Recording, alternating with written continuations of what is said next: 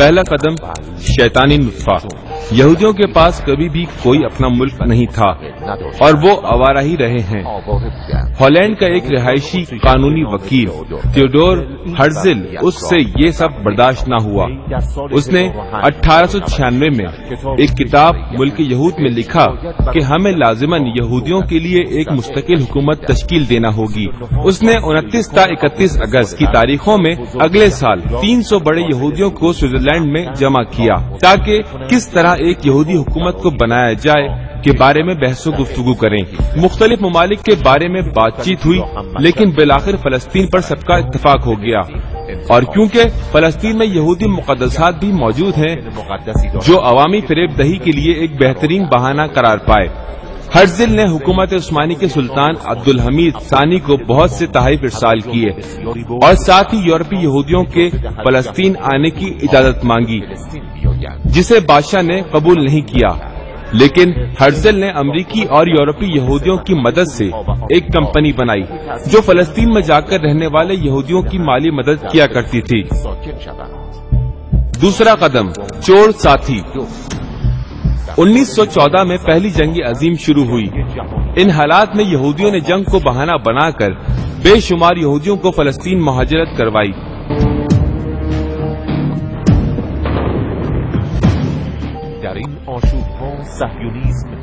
جنگ کے بعد سلطنت عثمانی کمزور پڑ گئی اور 1916 میں سائز پیکو قرارداد کے مطابق فرانس اور برطانیہ کے حصے میں تقسیم ہو گئی۔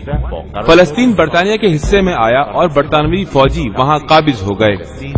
برطانوی وزیر خارجہ کی کوششوں سے 2 نومبر 1917 کو ایک یہودی بے نام رچرڈ کو خط لکھا اور کہا کہ برطانوی حکومت یہودیوں کے لیے فلسطین کو ان کے ملک بنانے کی حمایت کرتی ہے۔ ساتھ ہی امریکی صدر ولسن نے بھی خط کی حمایت کر دی۔ یہودیوں کے اچھے دنوں کا آغاز ہوا۔ پہلے کے مقابلے میں کہیں زیادہ یہودیوں کی فلسطین کی طرف مہاجرت شروع ہو گئی۔ املاک اور زرعی اراضی کو اپنے ہاتھ میں لینا شروع کر دیا گیا۔ شروع میں پیسے سے، اور اگر کوئی مقاومت کرتا تو برطانوی فوج کی مدد سے زبردستی حاصل کر لی جاتی۔ 25 نومبر 1920 پہلی جنگ عظیم کے فاتحین نے سان ریمو اٹلی میں اعلان کیا کہ یہودیوں کو آزاد ہونا چاہیے اور فلسطین میں ان کا اپنا ملک ہونا چاہیے۔ اس قرارداد کو اقوام متحدہ نے بھی فوراً لازم الاجرا قرار دے دیا اور ایک یہودی بے نام سامائل کو اس کام پر مامور کر دیا۔ 1920 میں چرچل برطانوی جنگ کا فاتح خود شریف چلا گیا اور سفید کاغذ نامی اصطلاح کو بیان کر کے کہا، ہمیں ہر حالت میں قبول کرنا ہوگا کہ یہودی فلسطین میں آئیں اور اپنا الگ اور مستقل ملک بنائیں۔ تیسرا قدم شیطان کے نشان۔ 1930 کے شروع میں یہودی مخالف نازیوں نے قدرت حاصل کی۔ یہودیوں کی فلسطین میں مہاجرت کے سلسلے میں بے پناہ اضافہ ہو گیا۔ انہی سالوں میں دوسری جنگ عظیم شروع ہو گئی اور 6 سال مسلسل جاری رہی۔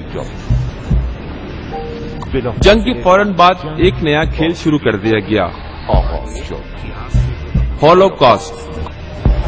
اجتماعی طور پر یہودیوں کے قتل عام کی جھوٹی کہانیاں جو ایک نیا بہانہ بن گیا ان یہودیوں کے لیے جو ابھی تک یورپ سے فلسطین نہ جا سکے تھے۔ دیکھتے ہی دیکھتے فلسطین میں یہودیوں کی تعداد 6 لاکھ سے تجاوز کر گئی۔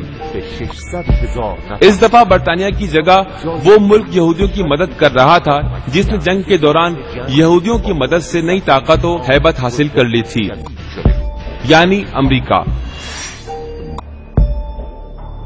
چوتھا قدم زمین پر قبضہ۔ 14 مئی 1948 سب کچھ پہلے سے طے شدہ تھا۔ صبح برطانیہ نے اعلان کیا، ہمارا فلسطین پر قانونی حاکمیت کا وقت ختم ہو گیا ہے، اور اسی دن وقت ظہر سے پہلے یہودیوں نے اسرائیل کے نام سے اپنے ملک کا اعلان کر دیا۔ اسی دن ظہر کے بعد اقوام متحدہ میں اس پر ووٹ ڈالا گیا اور صرف چند ہی منٹوں میں ووٹنگ مکمل ہو گئی اور اسرائیل کو قانونی حیثیت دے دی گئی۔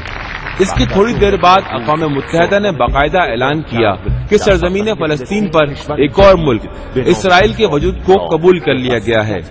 ٹھیک 3 منٹ بعد امریکہ اور 8 منٹ بعد سوویت یونین نے اسرائیل کو تسلیم کر لیا اور اسی طرح فلسطینیوں سے پوچھے بغیر انہی کی سرزمین پر ایک اور ملک بنا دیا گیا اور 21,000 کلومیٹر فلسطینی سرزمین پر یہودی قابض ہو گئے۔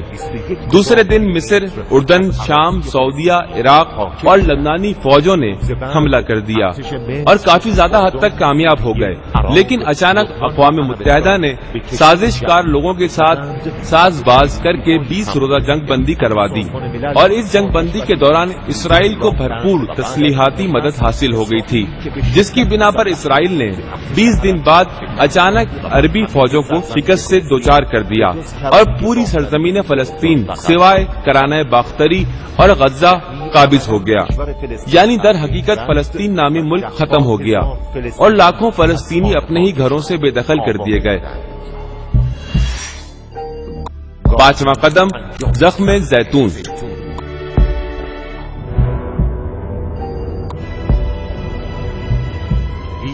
سال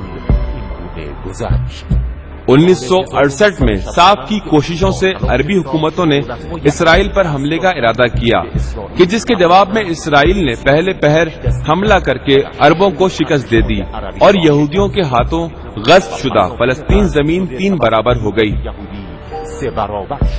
بلاخر امریکی اور یہودی دباؤ کے نتیجے میں عرب اور صاف عہد وفا سے پیچھے ہٹ گئے۔ سب سے پہلے مصر انور سادات نے 1978 کیمپ ڈیوڈ میں اسرائیل کو تسلیم کر لیا۔ اس کے بعد صاف نے 1992 میڈرڈ میں اسرائیل کو تسلیم کر لیا۔ پھر کیا تھا، آہستہ آہستہ دنیا نے فلسطین پر اسرائیلی قبضے کو قبول کر لیا، لیکن پھر وقت بیداری آن پہنچا تھا اور آج تک اس سرزمین کے مسلمانوں نے غاصب صہیونیوں سے مقابلے کو جاری رکھا ہوا ہے اور اس مقاومت اور بیداری کے سامنے حقوق بشر کے نام لیوا آنکھیں بند کیے سر جھکائے کھڑے ہیں اور غاصب صہیونی حکومت کی نہ صرف مدد کرتے ہیں بلکہ شاباش دیتے ہیں، لیکن مقاومت جاری ہے اور فلسطین آج بھی اسلام کا نہ ختم ہونے والا حصہ ہے۔